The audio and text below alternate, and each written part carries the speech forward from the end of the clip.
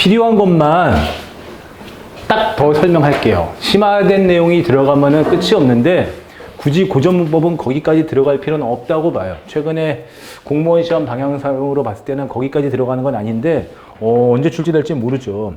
그래서 설명이 좀 더 들어가면 좋은데 이렇게 얘기해 놓지. 고전문법은 지금 처음 배우는 사람 입장에서는 띠용하겠지만은 가성비가 매우 좋아요. 그리고 재미도 있고 나름대로 여러분들의 말에 역사를 따져가는 것이니까. 그래서 알아두면은 나중에 거기 그 광화문 광장 내려가면은 그 세종대왕님상 밑에 가면 한글도 막 있고 그런 거 있잖아요. 그런 거 볼 때 좀 이제 읽을 줄도 알면 좀 좋잖아. 그리고 여러분들 살면서 한글과 관련된 그런 박물관이나 이런 유적 같은 거 볼 때도 도움도 많이 되고, 그 다음에 몇 개만 알면은 적용되는 부분이 되게 많이 있고, 여러분들이 그동안 배웠던 문법적 지식들을 얼마든지 활용할 수 있거든요. 그래서 가성비가 좋아요. 필요한 부분만 딱 설명해 줄게요. 심화된 내용은 웬만하면은 최근 경향상 하지 않을 거고, 그래도 모르겠다. 마지막에 그래도 이번에 국회직 시험 문제가 있기는 공개 아직 안 됐어요. 있는데 그런 것들 보면서 출제가 또 된다면 조금 더 심화된 내용들은 기출 풀이하거나 동형 모의고사 풀이하면서 조금 더 언급해 줄게요. 상황에 맞게 볼게요. 여러분들이 지금부터 이제 해야 될 것은 뭐냐면 거꾸로 갑시다. 이거 이제 다시 한번 아래아, 여린이읒, 반치음, 옛니응, 순경음, 비읍, 그 다음에 첫 소리에 서로 다른 자음을 사용하는 것인데 이게 뭔지는 조금 있다가 어디까지 설명할 거냐면은 어디냐? 훈민정음 제자 원리. 여러분들이 지금 쓰고 있는 글자 있죠? 글자를 어떻게 만들게 되었는지, 글자를 만들게 된 원리를 설명해 줄게요. 알아두면은 살면서 도움이 많이 될 거예요. 너무 깊이, 힘든 것까지는 안 나갈게요. 어쨌든 그래도 이게 뭔지는 설명하고 가야죠. 우리가 훈민정음 배웠으니까. 여러분들 혹시 훈민정음 이렇게 생긴 책, 난 집에 이게 있어요. 이게 보면은 훈민정음 그게 간송 선생님의 간송본인데, 지금은 이제 안 만들겠지만은 옛날에 교보문고랑 그 다음에 특정 출판사하고 콜라보 해가지고 훈민정음 해례본을 똑같이 복원해서 만들어가지고 한 30만 원 되는 돈을 주고 받고 팔았었어요. 이게 정말로 비싼 비단 보자기에다가 딱 넣고 그 위에다가 대학가 쓴 훈민정음 해설서를 딱 넣고 그 다음에 그 안에다가는 훈민정음 해례본이 똑같이 생긴 걸 만들어서 팔았어요. 이렇게 생겼어요. 보통 옛날 책들은 이렇게 넘길 때 오른쪽에다가 실을 5번 박아요. 음양 오행의 이치에 따라서 5번 박는데 훈민정음은 4번을 박았어요. 그리고 이렇게 보면은 훈, 민, 그 다음에 정, 그 다음에 뭐 있어요? 해가 이렇게 생겨가지고 훈민정음 해례본이 있는데 이렇게 생긴 건데 집에 나는 그 한부를 산 적이 있어요. 쓰지도 않는 걸 왜 샀나 모르겠어요. 그냥 이렇게 가지고 있으면 뭔가 마음이 든든하겠지라고 생각했는데 뭐 왜 샀는지도 잘 모르겠고 오래 갖고 있으면은 나중에 한 100만 원에 팔릴까 했는데 아니에요. 그냥 종이는 종이값일 뿐인 겁니다. 훈민정음 해례본 이렇게 생겼고 실제로 보면은 되게 사람들이 실망을 하게 되는 것이 훈민정음 해례본은 보면은 한글이 별로 없어요. 당연하지. 한글을 만들어 놓고 한문으로 해설을 붙인 것이니까. 그리고 언해본만 생기면 이렇게 돼 있는데 이 책은 구성이 이렇게 되어 있어요. 3단 구성으로 되어 있어가지고 첫 장을 딱 열면은 나란말씀이 등기게다라 하는 임금님의 서문이 붙어 있고 그 다음에 예의본이 이제 기역은 어떻게 읽고 니은은 어떻게 읽고 아래아는 어떻게 읽고 하는 각각의 음가와 운용법을 설명하고 그 다음에 제자 원리가 쭉 들어가는데 이 부분이 없었던 거예요. 그동안 우리의 긴 역사 동안에 이 부분이 없었던 거예요. 그리고 정인지 서문이 이제 마지막에 붙어 있는데 정인지는 아시겠지만은 좀 이렇게 개인적인 역사에 호불호가 좀 있는 사람입니다. 정인지는. 아무래도 이때 훈민정음을 만들 때 정인지라는 사람은 그 성균관의 대제학이었어요. 대제학이었었어요. 한마디로 성균관이라는 곳의 총수였죠. 대표 총수. 재밌지 않아요? 정인지라는 사람은 성균관의 대제학이어서 한글을 만드는데 깊숙이 관여하고 그 다음에 훈민정음이 만들어진 다음에 모든 성균관 유생들을 대표해가지고 뒤에다가 서문을 붙였죠. 원래는 여기다 붙어야 되는데 임금님 서문 뒤에 앞에다 붙일 수는 없잖아. 했어요. 하지만은 최만리라는 사람이 있거든요. 들어본 사람은 알 거야 아마. 최만리라는 사람은 있는데 이 사람은 부제학이에요. 성균관의 부총수죠. 근데 이 사람은 훈민정음 쓰면 안 된다고 반대 상소문을 올려요. 그 글도 되게 유명해요. 반대 상소문을 올려요. 그치? 아무래도 정인지하고 채말리 사이의 그런 갈등이나 이런 거보다는 역할이 달랐죠. 아무래도 대제학은 명예직이었고 그 다음에 실제 총수로 봤을 때는 채말리가 진짜 실제로 성균관의 총수였기 때문에 아마 수많은 유학생들, 유생을 대변하는 사람은 채말리가 아니었을까. 그래서 보면은 후민정음의 세종실록에도 보면은 채말리라는 사람하고 세종이 이렇게 실제로 논쟁하는 모습들이 있어요. 너는 왜 그러냐 저러냐 해가지고 한글을 써야 되는 이유를 막 임금이 설명하고 그다음에 채말리는 반대를 막 이야기를 해요. 이렇게 논쟁하는 부분이 있어요. 보면은 세종이 직접 글자를 만들었다는 걸 알 수가 있는 게 이 채말리의 그런 반대 입장을 조목조목 반박하는 부분이 좀 있어요. 그런 걸로 봤을 때 본인이 글자를 직접 만들었구나. 신한테 시킨 것은 아니로구나 이런 생각은 좀 들죠. 3단 구성으로 되어 있어요. 시험에는 정인지 서문만을 따로 비문학으로 출제하는 비율도 매우 높습니다. 일단은 이렇게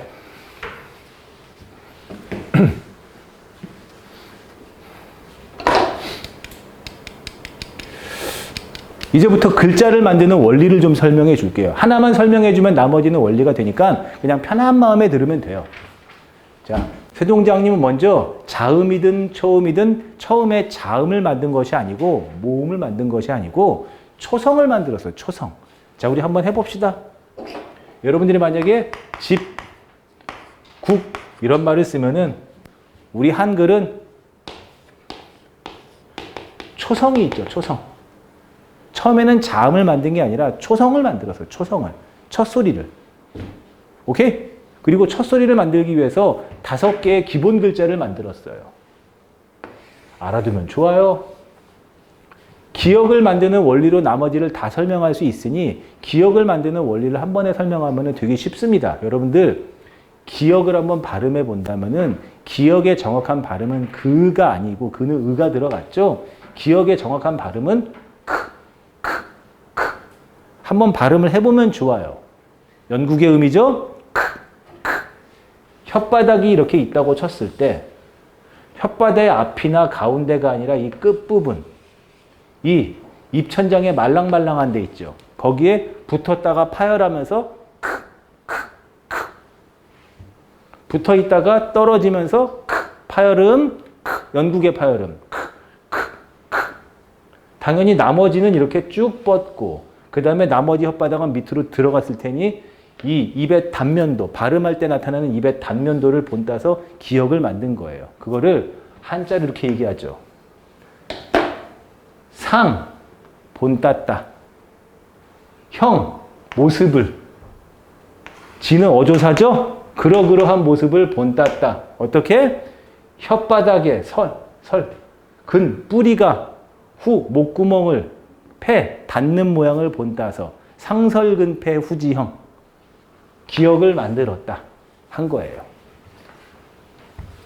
첫소리 초성은 혀끝이 윗잇몸을 막는 모양 니은. 그래서 얘는 어금니 아자를 써가지고 아음. 그 다음에 혓바닥 설자를 써서 니은 설음 그랬어요. 분명히 혀뿌리가 목구멍을 닿는다라고 했는데도 불구하고 어금니 소리라고 한 것은 아마 발음이 옆으로 샌다고 생각했나 봐요. 그 다음에 입술 모양을 본떠서 미음. 아니 입술이 왜 네모나지? 잘 이해 못하겠어요. 하지만 입술은 네모나게 보았어요. 이빨 모양을 본따서 시옷. 목구멍 모양을 본따서 이응을 만들어서 기본자 5개예요. 잘 봐. 한글 자음의 초성의 기본자는 모두 써두세요. 상형문자죠. 상형문자죠. 됐어요? 이렇게 가면 좋습니다. 이렇게.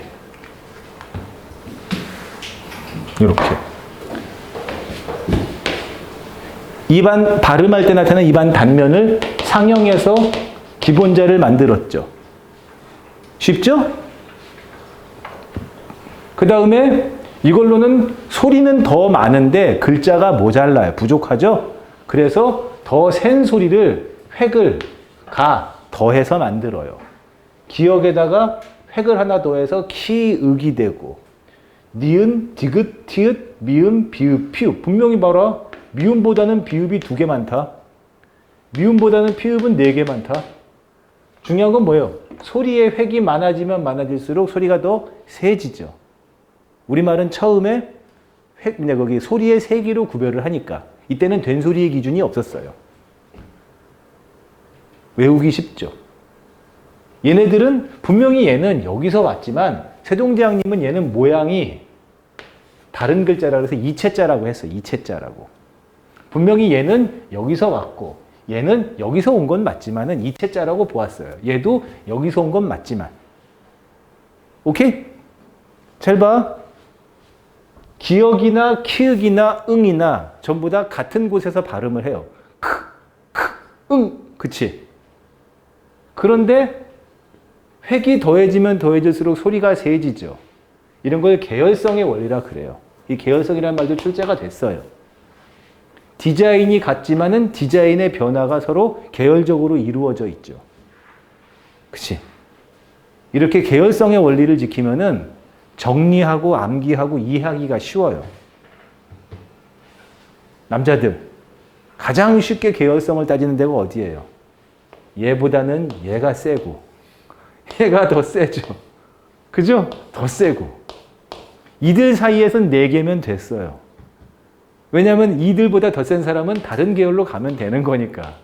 이렇게 계열성의 원리를 지키면은 외우기가 쉽고 정리하기가 쉽고 암기하기가 쉬워요. 하지만 이렇게 계열성의 원리를 따지지 않는다면은 예뻐요. 그쵸? 예쁜 글자를 만들어낼 수 있죠. 이거니 이거? 얘네들은 인위적으로 만든 글자가 아니잖아. 알아듣기 쉽고 이해하기 쉬우라고 만든 글자가 아니고 자연적으로 발생한 것이죠. 얘는 인위적으로 만든 것이고. 이해되죠? 그래서 솔직히 말하면은 이런 글자들에 비해서 생긴 거는 우리가 좀 이쁘진 않아요.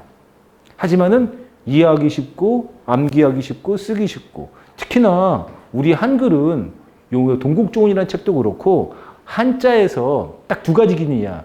한자를 제대로 쓰려고 한다면은 한글이 필요해. 한자의 올바른 음을 바로잡기 위해서. 그게 바로 동국정운이에요. 그리고 또 뭐야? 어린 백성이 니르고저 홀빼이셔도 한자를 모른다. 그러면 이것만 써도 돼. 여러분들 보면은 한자 알아요? 자기 이름 제대로 적습니까? 살 수 있죠. 글자의 힘이기도 한 거예요. 하지만은 여러분들 가까운 나라인 일본만 가봐. 히라가나나 가타카나 문자가 있지만 걔는 가나 문자가 있긴 있지만 실제로 걔네는 한자를 그대로 쓸 수밖에 없는 족속들이죠. 일본이 우리보다 문맹률이 상당히 높아요. 그나마 일본이란 나라의 특수성상 교육, 그 다음에 가르침의 비중이 높기 때문에 그나마 덜한 거지. 그리고 문맹은 아니지만 글자를 보고 이해하고 받아들이는 수준도 우리보다 일본이 떨어져요. 그 누군가는 얘기해요. 일본은 아시겠지만 지금도 계산기 두드리죠. 그리고 아직까지 현금을 주고받죠. 공공기관 가면 아직까지도 팩스 보내고 종이를 꺼내야 돼요. 말도 안 되는 얘기잖아. 우리로 따지면 말도 안 되는 얘기죠. 아마 글자에 기인하는 것 아닌가라고 이야기들은 해요. 하지만 또 중국은 안 그래요. 중국이 디지털화 되어가는 거 보면 또 다르거든요. 묘한 게 서로 이게 한중일의 묘한 관계가 있죠. 자, 됐죠? 시험에는 다음 중 종류가 다른 것은 1, 2, 3, 4. 얘가 답이죠? 1, 2, 3, 4. 얘가 답이죠? 이런 식으로도. 그치? 아니, 1, 2, 3, 4. 얘가 답이겠죠. 이런 것들은 옛날에는 많이 냈던 문제예요. 조금만 더 설명해 줄게요. 오늘은 빈칸을 이렇게 많이 할 게 없어서 그래요. 모음은 더 쉬워요. 아참, 얘가 상형 글자였죠. 그리고 획을 더해서 만든 글자지만 얘네들도 다 상형 문자죠. 그지? 모음은 더 쉬워요. 이렇게 기본자로 하늘을 본따서 아래야, 평평한 땅을 본따서 그 다음에 서 있는 사람을 본따서 이를 만들어서 기본자는 아래야, 이 2개, 3개고요. 그 다음에 초출자 한 번 찍었다 그래요. 오, 아, 우, 어. 2번 찍었다 그래요. 요, 야, 유, 여. 이렇게. 여기까지가 기본자예요. 몇 개? 11개. 그래서 한번 세봅시다. 뭐지? 이거 몇 개? 몇 개? 빨리 세봐. 초성. 자음이죠? 몇 개? 17개. 그 다음에 중성 가운데 소리 모음이죠? 11개. 그래서 뭐라 그래요? 내일을 위하여 어여빈 역에 새로 28자랄 맹가노니. 하가 바로 요거 요렇게 28개예요.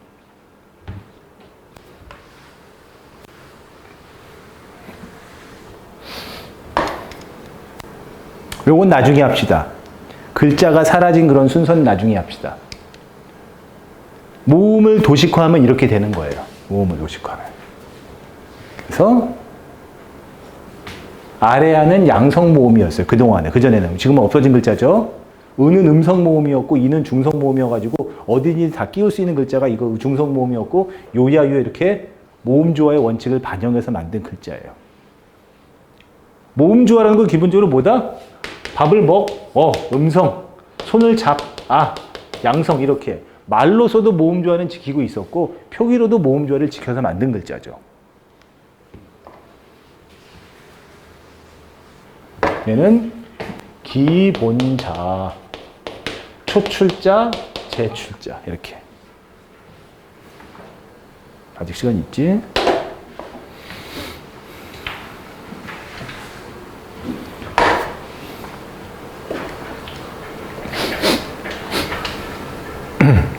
이게 이제 양성과 음성, 음양의 이치죠. 들어봤죠? 음양, 오행 이런 거 들어보지 않았어요?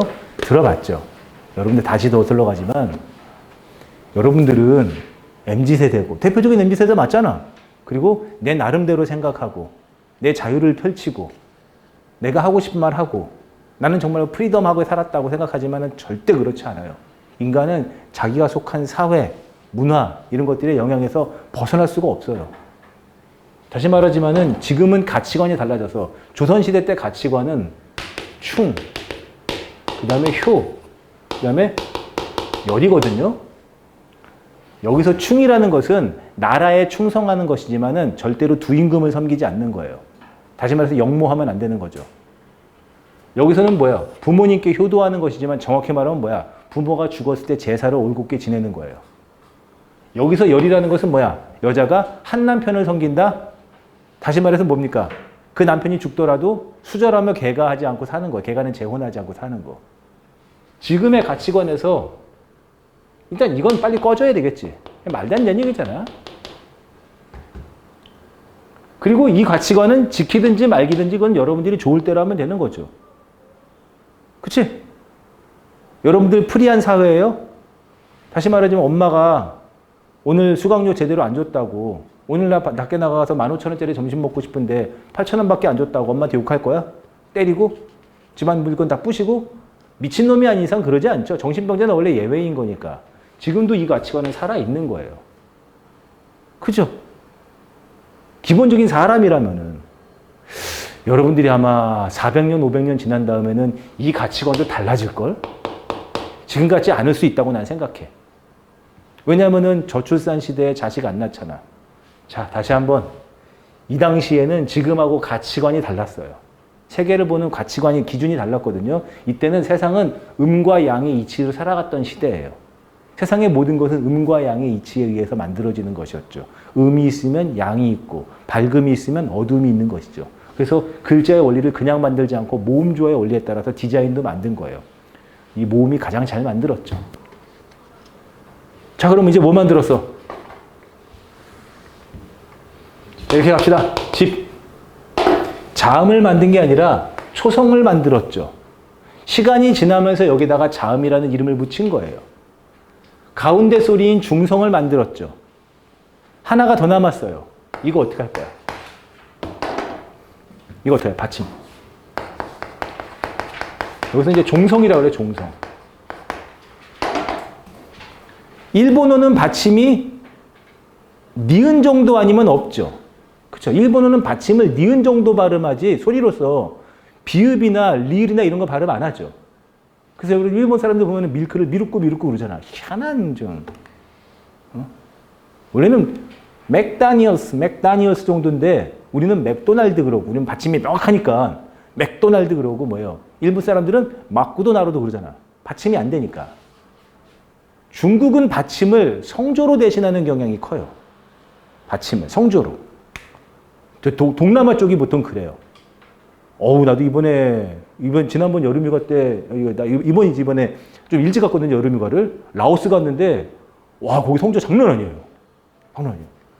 베트남 쪽이 좀 세잖아요? 우린 분명히 받침이 있었어요. 이거 어떡하지? 예를 들어서, 받침으로 새로운 글자를 만들면 좋죠. 이런 걸로. 그치? 아니면 뭐 있어요? 받침으로 새로 만들면 좋겠죠. 근데, 이렇게. 세종대왕님은 받침을, 이거 글자 미안해, 이거 깨져서. 새로 만들지 않고, 이 말 알아주세요. 종성부용 초성이라고 해서, 받침 소리는 부, 다시, 용, 쓴다, 뭐를 초성을 갖다 쓴다 그랬어요. 받침은. 그러니, 집과 같이 초성에 쓰는 글자들을 받침으로도 그대로 갖다 쓸 수가 있는 것이죠. 그치? 이렇게. 그래서 받침 글자를 새로 만들지 않는 그런 수고로움을 줄였고, 그 다음에 백성들 입장에서는 받침 글자를 새로 그냥 외우지 않아도 되는 어려움을 줄였죠. 참고로 일본의 가나 문자는 우리보다 글자 많죠. 훨씬 많아요. 그리고 우리나라 글자처럼 디자인의 연관성이 계열성이 없어요. 확실히 우리나라 글자보다는 어려워요. 어렵습니다. 팔종성 가종용이라고 되어 있죠? 중세시대 때는 소리 나는 대로 적는 것이 원칙이기 때문에 우리 지금 보면은 받침으로 소리할 수 있는 거 뭐 있어? 가느다란 물방울 팔종성, 우리 현대국어는 가느다란 물방울 7개만 발음했지. 그치? 중세국어에는 8개 발음할 수 있었어요. 실제로는 소리 나는 대로 적는 것이 원칙이기 때문에 8개의 받침으로만 적을 수 있었습니다. 기역, 니은, 디귿, 리을, 미음, 비읍, 슛, 옛니은. 옛니은. 지금은 한번 해보자. 얘하고 얘 발음 구별이 있나 없나? 옷. 여기에 조사 이를 붙이면 이야기가 다르지. 옷이 옷이겠지만 현대국어에서는 얘 발음의 구별이 없거든요. 근데 중세국어에서는 발음의 구별이 있었어요. 대표적인 게 이거지. 이렇게.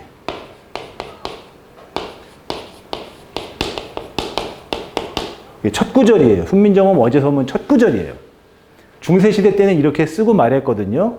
지금의 기준으로 얘를 읽으면은 나랏, 말싸미, 둔기계, 달아 이렇게 읽으면 되지만 중세시대의 기준으로 따지면은 나라스, 오스, 옷 이 둘 간의 발음의 받침이 달랐어요. 차이가 있었어요. 오스, 옷, 나라스, 말싸미 이렇게 가야 돼요. 그래서 이걸 그 당시 사람들 기준으로 읽으면 내가 잘 읽었거든요. 학부과정이나 아니면 석사과정에서도 내가 이게 중세국어 문헌들을 잘 읽었어요. 그 당시 기준으로. 원래 여기 가만히 여러분들 본문 문헌 보면 이렇게 점 찍힌 것들을 알 수 있을 거거든요. 점 찍힌 거. 이게 바로 성조 표기를 그 당시에는 점으로 찍어 반영했던 건데 지금의 기준으로, 그 당시 기준으로 읽으면 아마 나라스 말싸미 이렇게 가야 돼요. 나라스 말싸미 이렇게 가야 돼요. 이것도 지금은 둔기계다라 이렇게 읽으면 되지만은 그 당시는 이게 이중모음이었거든요. 둔고이그다라 이렇게 가야 돼요. 지금은 둔고이그다라 이렇게. 지금하고는 읽는 방식이 많이 달라서 뭐 문자와로 서로 사마띠 아니할세 내 일할 유야 이렇게 밋밋하게 가지만 문자라 스워 이게 약간 느낌이 어떤 느낌 나요? 약간 중국 느낌 나죠. 이렇게 다채로웠던 우리의 언어가 근대국어 임진왜란 병전을 겪으면서 성조를 잃고 말이 밋밋하고 하지만 목소리의 세기와 낮기로 그리고 거센 소리 된 소리가 세진 거예요. 그리고 그것에 쐐기를 박은 것이 이제 일제강점기가 들어서면서 말수가 더 줄고 그 다음에 성조를 더 잃고 그런 거죠. 그러니까 한마디로 보면 어떻게 되는 거야? 지방일 수밖에 없는 경상도, 전라도 아래쪽들은 성조가 살아있는 것은 당연할 수밖에 없죠. 수도권에서 머니까. 그치? 나 같은 언어학자들은 일본을 좋아할 수가 없어. 힘든 일입니다. 언어에 너무 큰 인위적인 변화를 주었기 때문에. 됐어요? 일단은 요거는 다음 시간에 하도록 할게요. 알겠지? 여기까지만 하더라도 여러분들 거기 그거 세종대왕님상 밑에 내려가면 읽을 수 있어요. 알겠지? 잠깐 우리 어디냐? 이거 다 깨졌어. 빈칸을 하나 놓고 여기가 좀 화면이 좀 있습니다. 빈칸 놓고 요거 마치도록 할게요. 이제 우리 본진도로 갑시다. 지금 넣고.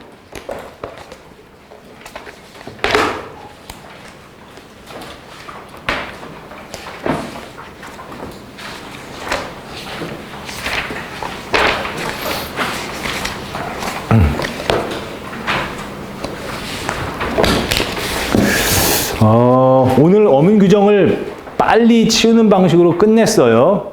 나는 항을 설명하지 않고 항과 사례를 설명하는 사람이기 때문에 빨리 넘어갔지만 오늘 집에 도착하자마자 또는 올라가자마자 복습할 거 잔뜩입니다.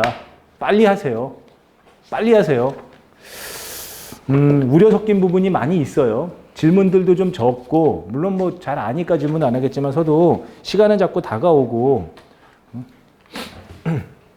우려 섞인 부분이 있습니다. 자, 봅시다. 맨 첫 번째 거. 중심 의미, 주변 의미죠. 중심 의미, 주변 의미. 길, 학교로 가는 로드가 중심 의미죠. 로드가 중심 의미지만은 뭐 오는 길에 만났다, 먼 길을 떠났다 다 주변 의미. 그래서 중심 의미, 주변 의미. 이 관계를 무슨 관계? 다의 관계, 다의어 관계라 그랬어요.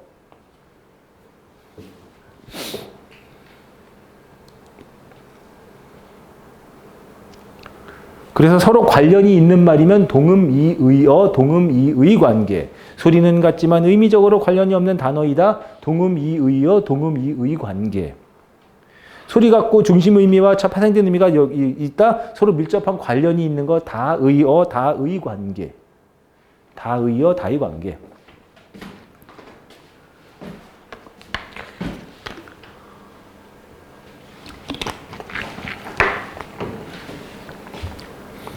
그 다음에 반의 관계는 뭐 있어요? 크게 봤을 때 여러 가지 종류가 더 있지만 모순 관계, 반대 관계, 상대 관계예요. 모순 관계 두 단어를 모두 부정하면 모순이 일어나는 것으로서 중요한 건 여기 있다. 중간항이 없다는 거. 중간항이 없다는 거. 남자도 아니고 여자도 아닌 것. 그 중간항이 없다는 거. 모순 관계죠. 반대 관계는 두 단어를 모두 부정해도 모순이 일어나지 않는 관계. 중간항이 허용되기 때문에 그래요. 크지도 않고 작지도 않은 것은 적당한 거지. 하지만 분명히 크다와 작다는 반대 관계가 성립되는 건 맞아요. 반의 관계는 맞죠. 그 다음에 상대 관계, 서로 관계가 유지되는 것, 서로 상대적인 관계가 유지되는 것. 분명히 어버이하고 자식이 반인가? 부모하고 자식이 반인가? 그렇진 않지만 일반적인 인식이 그러하죠. 그래서 부모와 자식이 반의 관계라면은 상대 관계로 볼 수밖에 없다는 거. 그러니까 나머지 한마디로 말하면 뭐 모순과 반대의 넣기가 애매한 것들을 갖다가 전부 다 치운 느낌이 좀 나죠. 그래서 모순 관계, 반대 관계, 상대 관계예요. 그 다음에 봅시다. 3쪽에, 여러분들 3쪽이란다. 거기 그때 보면은 박스로 넣어놨는데 이건 말만 설명해 줄게요. 어떻게 보는지.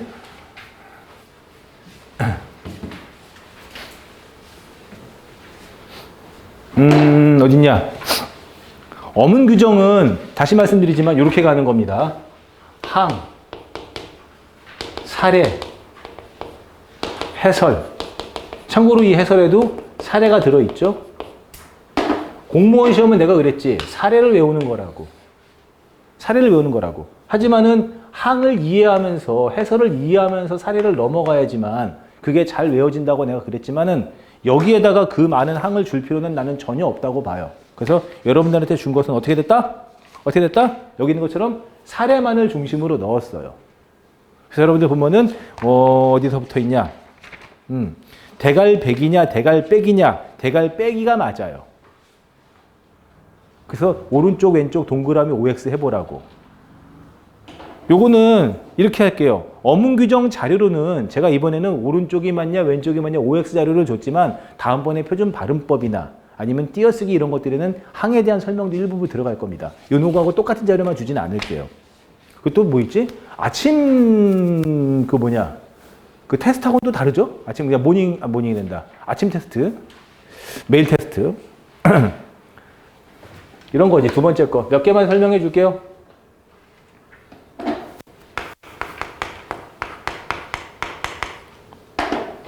상가 더하기 집, 그치? 상가 더하기 집. 초상란 집의 집. 이거 중복 표현이지만은 어문 규정에 맞는 표현이죠. 상가는 한자어지만 집이 우리말이죠. 자, 말해보자. 상가집일까, 상가집일까? 상가집일까, 상가집일까? 상가집일까, 상가집일까? 당연히 상가집에 가지. 누가 상가집에 갑니까? 그렇기 때문에 여기는 사이소리가 나기 때문에 이렇게 사이시옷 표기를 해준 거예요. 그럼 자, 표준 발음으로서 잘 봐. 원래 얘는 없는 거죠. 원래 없는 거지.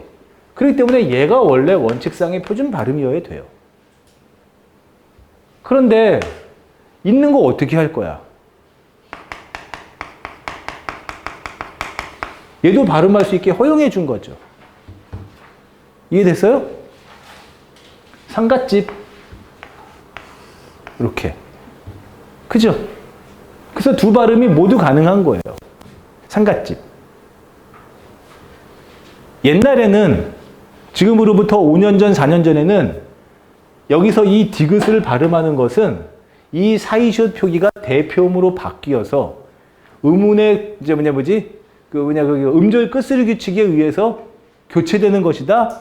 그리고 사이소리에 의한 것이다. 막 이런 것들이 논쟁이 많았는데 그냥 지금은 다 필요 없어요. 사이소리에 의해서 사이시옷 표기를 했지만 그냥 음절 끝소리 규칙만 하면 됩니다.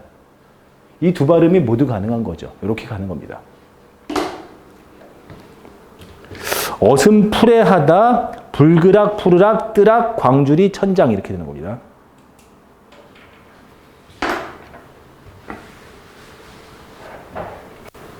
어딨지? 하늘은 천, 그리고 장이에요. 보통 천정으로 표기하는데 그러지 마시고 천장으로 가는 게 맞습니다. 천장. 가끔가다 비문학이나 어법 시험에 많이 나오는데 보면은 그 유리천장 그러죠. 보통 이제 사회적으로 보면은 여성들이 그래 여성들도 높은 고위직에 올라갈 수 있어. 근데 가만히 실제로 보니까는 정말로 고위직에 올라간 곳에다 남자만 올라갔고 여성들이 올라가더라도 임금이나 이런 데는 한계가 있는 거. 유리천장 그러잖아요. 유리천장.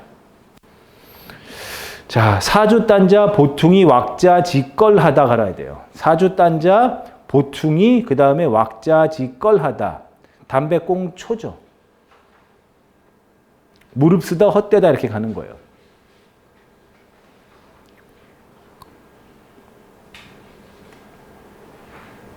그리고 아다마다 땜장이 흐리멍덩하게 가는 것은 흉측스럽다, 엉클어지다, 착잡이에요.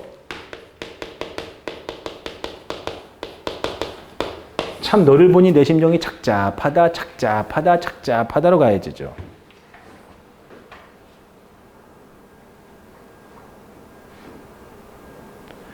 그 다음에 어저께죠, 어저께.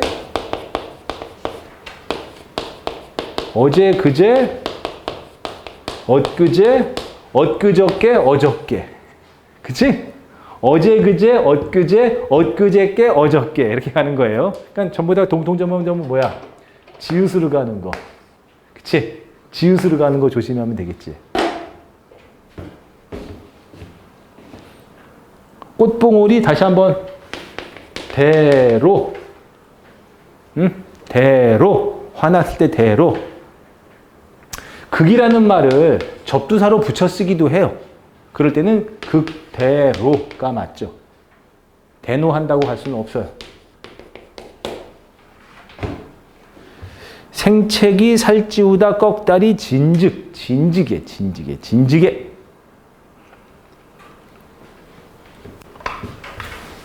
안 했던 건 좀 설명해 줄게요. 짜다. 그리고 짚는 게 아니라 기워야 되겠죠. 우리가 보면은 깊다라는 말, 어디 할까? 여기 만약에 오래돼가지고 여기가 구멍이 났어요. 그럼 해진다 그러죠. 해진다. 야, 그 해진 걸 그렇게 입고 다니면 되겠냐? 새 거 사라 할 때 그 부분을 쑥냐? 그 바늘로 꼬매면 우리가 기워 입는다 그러죠. 깊다. 깊다를 뭐야? 기워로 가면은 비읍불규칙 용언입니다. 그치? 짜다와 깊다가 결합했으니 짜고 깊는 짜 깊기가 돼야 돼요. 만약에 짜집기가 되면 짜서 짚는 건데 우리가 짜깁기라는 건 기워 입는 거잖아. 짚을 필요가 전혀 없죠. 그렇기 때문에 짜 깊다, 짜깁기가 맞는 거죠.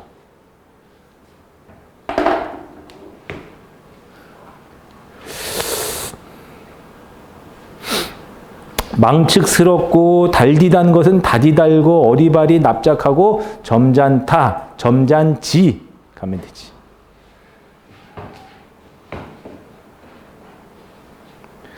쑥떡이다, 갑작스럽다, 빙충이, 옹골지다, 목매다, 빠개다, 빠개기, 뽀개다 하지 마시라 그랬어. 빠개다, 빠개기, 뽀개기 하지 말라 그랬어. 뽀개다 하지 말라 했어요. 이렇게 빠개다라고 하는 것이 맞죠? 그 다음에 샛별 깔따구, 깔따구 표준어입니다.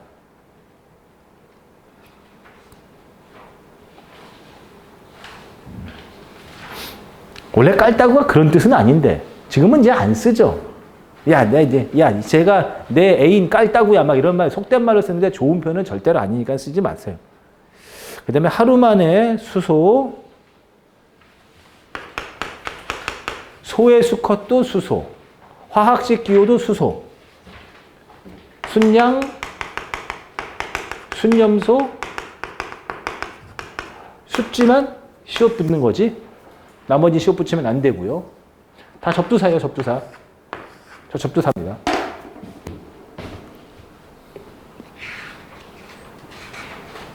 하마터면 으름장, 천정부지, 의슴푸레하다, 겸연쩍다, 하굣길, 짓북대기. 그때 참 이것도 진짜 많이 나와서. 이렇게 가야 되겠지. 하굣길, 이렇게. 하굣길, 이렇게. 그러니까 언제나 생각합시다. 뭔가가 두 개가 합했어. 합했단 말이야. 그리고 된 소리 드러나면은 사이쇼 적어야지. 조건은 뭐다? 왼쪽이든 오른쪽이든 둘 다이든 우리말이 있을 때. 우리말이 있을 때. 다시 한번 순 이렇게. 그렇지? 그렇지? 또 뭐 있어요?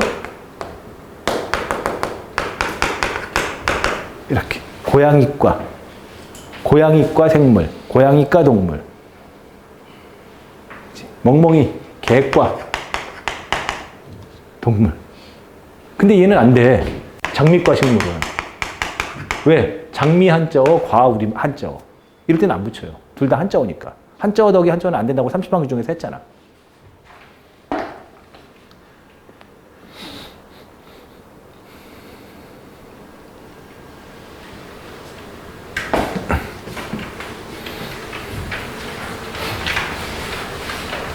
아마 다음번에 나온다면 이런 거 나올 수가 있겠죠.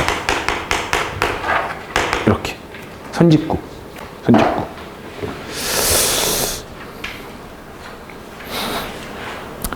커다랗다 누구예요?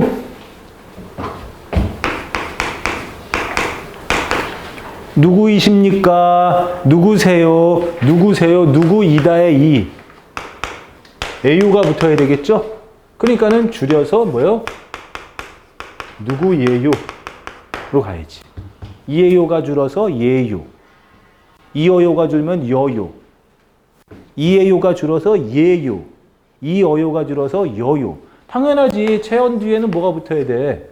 서술격조사 이다 붙여야 되잖아. 누구이다? 누구이십니까? 누구이시어요? 누구이에요? 누구예요? 오케이? 나 지난번에 안 했던 거 여기서 하는 거예요. 에요가 붙냐? 예요가 붙냐? 어요가 붙냐? 여요가 붙냐? 서술격조사 이다가 나와야지. 어렵지 않죠? 뭐 씨나락 모둠 요리. 그치. 모둠이죠. 이 정도면 됐고. 그 다음에 마지막 거 맞춤법 2 하나만 좀만 한 2분만 더 보고 갑시다. 맞춤법 2 바닷속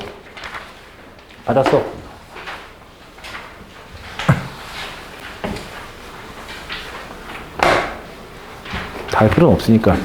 바다속 바다쇼속 이렇게. 최대값 본짓말. 감시원을 붙이다. 맞붙는 거니까.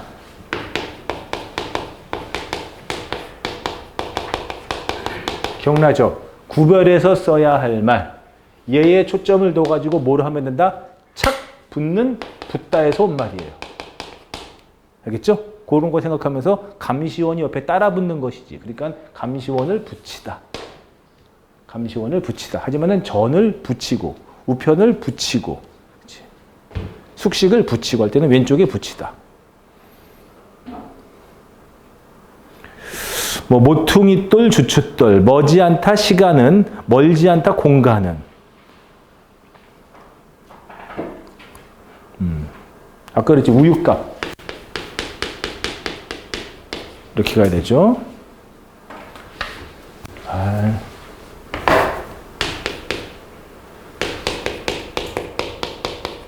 근데 이게 소에 젖이니까 얘는 한자어예요. 그렇지? 근데 얘가 가격일 때는 값이 얼마냐? 값을 매기다. 우리말이죠. 그렇기 때문에 이럴 때는 뭐야? 우윳값. 우윳값을 내다. 요즘에 학교에서 요즘에 다 급식비 내죠. 급식 먹죠. 급식 먹죠. 예. 네. 내가 학교 다닐 때는 급식이라는 개념이 없어가지고 그냥 이제 집에서 도시락 싸다가 먹은 초등학교 때부터. 근데 이제 초등학교 때는 난 기억하기로는 이제 학교에서 어린이들 건강관리 차원에서 우유를 먹였어요. 그리고 우유값을 냈었거든요. 근데 여러분들 알겠지만 이거 우유 맛있죠. 이렇게 이거 우유 맛있죠. 그렇죠? 찢어 먹는 거. 그럴 때는 우유 뭐가 되는 거야? 갑이지. 껍데기 갑. 그렇지? 갑티슈 우유값. 뭐 귀신 신나라 까먹는다. 뭐 사그라지다 뒤치다 거리 이야기거리 많이 있고.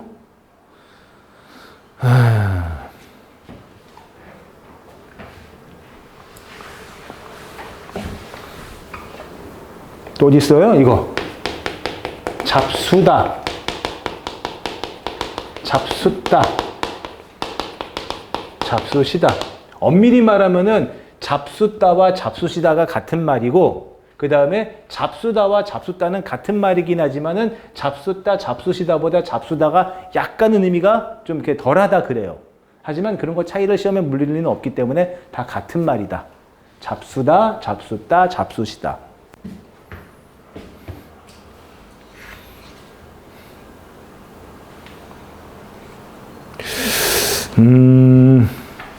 쭉 내려가서 이것 좀 봅시다.